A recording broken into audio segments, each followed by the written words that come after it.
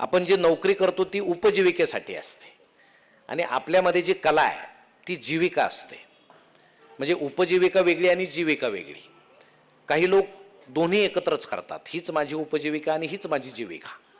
मग त्यांचे चेहरे पाहिले की नुकतेच असे राजस्थानातून आता वाळवंटातून आलेले आहेत असा भास होतो, अत्यंत कोरडे.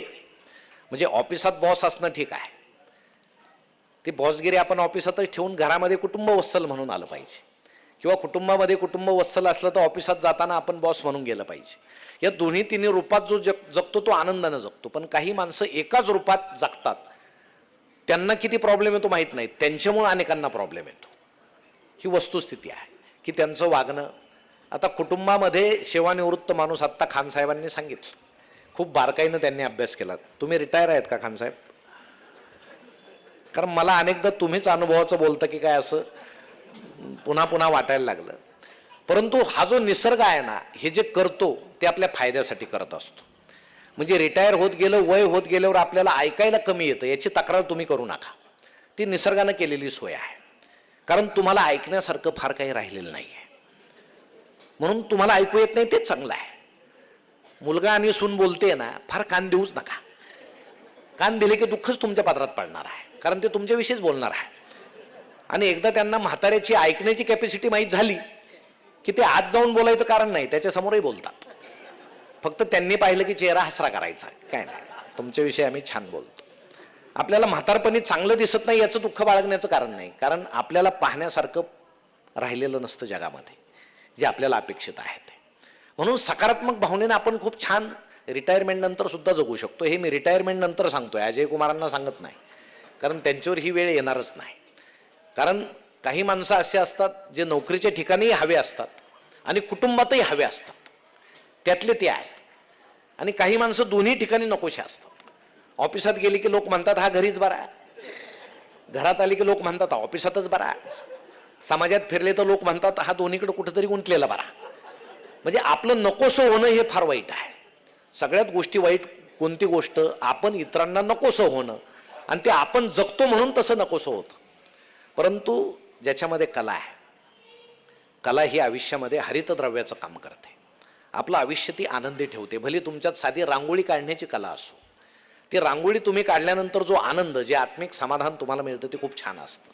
एखादं चित्र काढा. आमचा एक मित्र नेहमी म्हणायचा 64 कला आहेत, तो म्हणायचा माझ्यात 65वी कला आहे. आम्ही विचारायचो कुठली, तो म्हणायचा कुठलीच कला नसणं ही फार मोठी कला आहे. परंतु मी काय करतो मग, कुणी कविता म्हटलं तर छान म्हणतो, दुसऱ्याच्या कथा वाचतो, कुणी गाणं म्हटलं तर त्याला छान म्हणतो, मी प्रतिसाद देतो, ही सुद्धा कला आहे. म्हणजे कार्यइत्री प्रतिभा आणि भावइत्री प्रतिभा, या दोन प्रतिभा प्रत्येक माणसामध्ये असतात.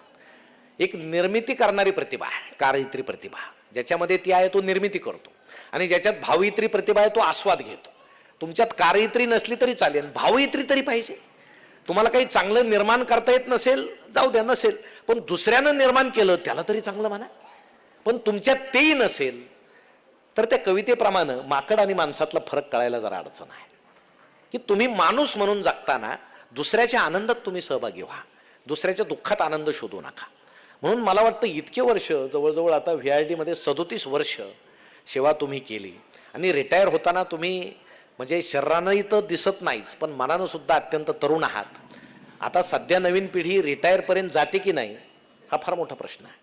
कारण सगळं सेंद्रिय खत जायनाच आपल्या पोटात, सगळं रासायनिकच जाते. त्यामुळे इथून पुढे रिटायरमेंटचे कार्यक्रम कमी होतील. लोक म्हणतील रिटायर होण्याच्या आधी 4 वर्ष ते गेले बुवा. कारण मला वाटतं यमच ती जबाबदारी प्रमुख पाहुणे म्हणून स्वीकारण्याची दाट शक्यता आहे.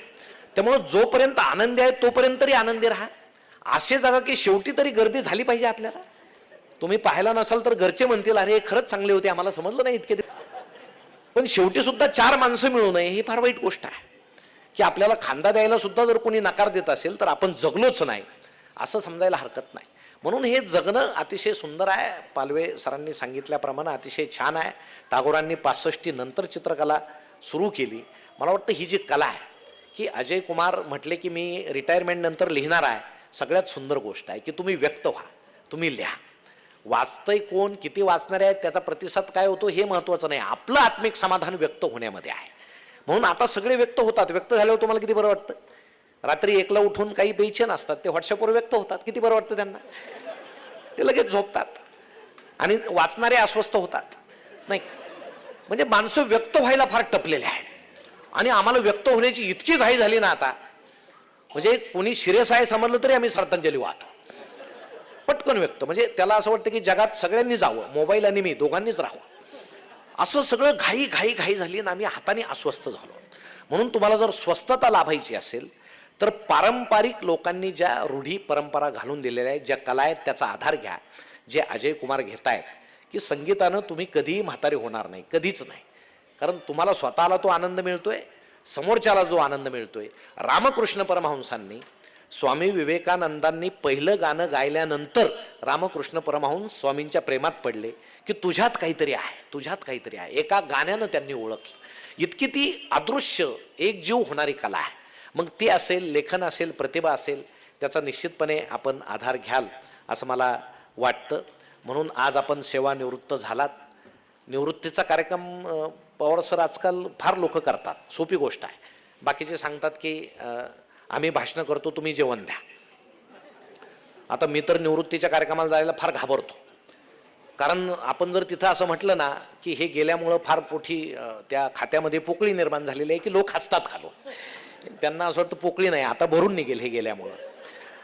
परंतु आपल्याला मी पहिल्यापासून पाहतोय की टेक्निकल गोष्टीमध्ये नोकरी करून सुद्धा आपण इतके छान आहात की आपल्या व्यक्तिमत्वाकडे पाहून, आणि मला वाटतं आपल्यात काही कला नसू द्या, आपल्याकडे पाहून निदान माणसाला बरं वाटलं पाहिजे, एवढं तर आपण करू शकतो. म्हणून पहाटे फिरताना सुद्धा आपण जरा सुहास्य वदनानं फिरा. अहो, काही माणसं पहाटे फिरताना पाहतो की जणू आता पाकिस्तान हल्ला करणार आहे आणि बॉम्बस्फोटाचा केंद्रबिंदू याचा चेहराच आहे. ते असं भयान अवस्थेत चाललेलं असतं की बाकीच्याला वाटतं कुठून याचा चेहरा पाहिला. म्हणून फार दुर्मुखलेल्या लोकांनी समाजात फार वावरू नये. वाटल्यास त्यांनी आरसा पाहावा, स्वतःचा चेहरा पाहावा. पण दुसऱ्याला तुम्ही कशाला त्रास देता? तुम्हाला आनंदी राहता येत नाही, दुसऱ्याला तरी दुःखी करू नका. म्हणून ही आनंद घेण्याची, आनंद देण्याची एक संकल्पना आहे. मला वाटतं अजय कुमार पवार यांनी कलेच्या माध्यमातून ती निर्माण केली.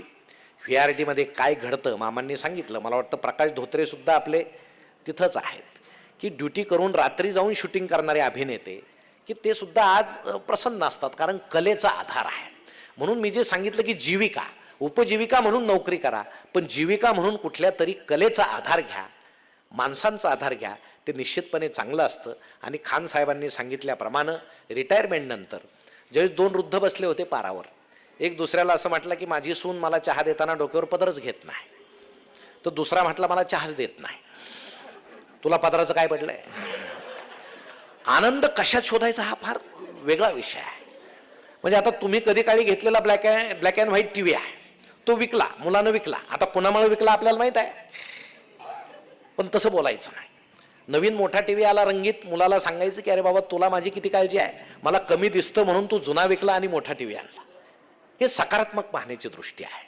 त्या मुलाला सुद्धा मनात लाज वाटेल की बायको म्हटली म्हणून TV विकला, पण बाबा असं म्हटले, त्याला मनात लाज वाटेल. हे काही तंत्र आहेत. सूर्य मावळताना सुद्धा आकाशात लाली पसरवतो. मी उमरग्याला सर गेलो होतो, वृद्धाश्रम आहे तिथं. मला वृद्धाश्रम पाहायला नेलं. म्हटलं आता वृद्धाश्रम काय पाहण्याची गोष्ट आहे का?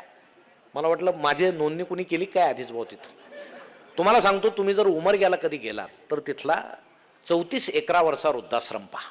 एक डॉक्टर आहेत आणि ते म्हटले मी रोज सकाळी सर्जरी करतो, लाख रुपये मिळतात, मी वृद्धाश्रमाला घालतो. इतका कल्पक वृद्धाश्रम आहे. गेल्याबरोबर अशी कमान आहे. कमान गोलच काय की आम्ही तुम्हाला कवेत घेतोय. त्या डॉक्टरांनी त्याचा अर्थ सांगितला की वृद्ध लोकांनो या, आम्ही तुम्हाला कवेत घेतोय.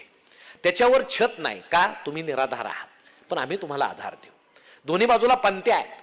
पंत्याची ज्योत काळी आहे, कारण तुमचं आयुष्य आता काळोख्या रीतीनं तुम्ही व्यतीत करताय, पण त्या पंत्या आतून मात्र पांढऱ्या आहेत. म्हणजे तुम्ही वृद्धाश्रमात या, तुमच्या पंत्या उजळतील, तुमचं आयुष्य आम्ही सुंदर करू. तिथल्या पाण्याची टाकी अशी दोन्ही हातातल्या पाण्याची टाकी अशी दोन्ही हाताचं कन्स्ट्रक्शन आहे. असे दोन्ही हात आहेत आणि त्यावर पाण्याची टाकी आहे. म्हणजे आम्ही तुम्हाला आधार देत आहोत. आणि मावळता सूर्य पाहण्यासाठी वृद्धांना त्यांनी बाकडं टाकलेले आहेत तिथं की रोज इथं बसा आणि मावळते सूर्य पहा. पारिजातकाचं झाड आहे, जागोजागी झाड आहेत का, ते त्यागाचं लक्षण आहे. अहो, इतका कल्पक वृद्धाश्रम आहे. तिथल्या मी वृद्धांशी बोललो, ते म्हटले आम्हाला आता घरचे न्यायला आले तरी आम्ही जाणार नाही. ही इतकं सुंदर आहे. जगामध्ये इतकं सौंदर्य आहे, वेदनेत सुद्धा सौंदर्य आहे.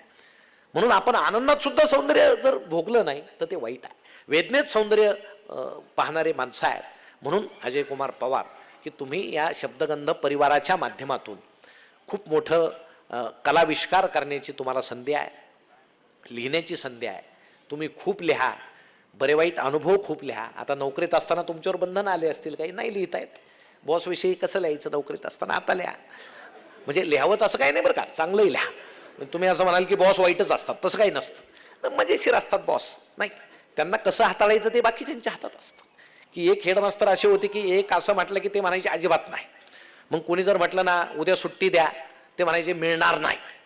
मग शिक्षक त्यांना काय म्हणायचे, सर उद्या अमुक अमुक सण आहे, सुट्टी द्यायची नाही. ते म्हणायचे का द्यायची नाही, देणार. किती सोपं आहे. त्यांच्याशी वागण्याची सुद्धा पद्धती आहे. हे सगळं कलेनं कौशल्यानं आपण शिकत असतो. हा अभ्यासक्रम कुठं नसतो, तो अनुभवाचा असतो. म्हणून आपल्या कलेमध्ये वाढ होत जावी. आपण असंच आपलं व्यक्तिमत्व अत्यंत सुंदर राखावं. वहिनींची आपल्याला साथ आहेच. घरातील स्त्री जर आनंदी असेल तर सगळं घर हे आनंदी असतं. वहिनींचा आपल्याला आधार आहे, आपल्या कलेला आधार आहे आणि त्यांच्या दृष्टीनं आपली कला फार महत्त्वाची आहे.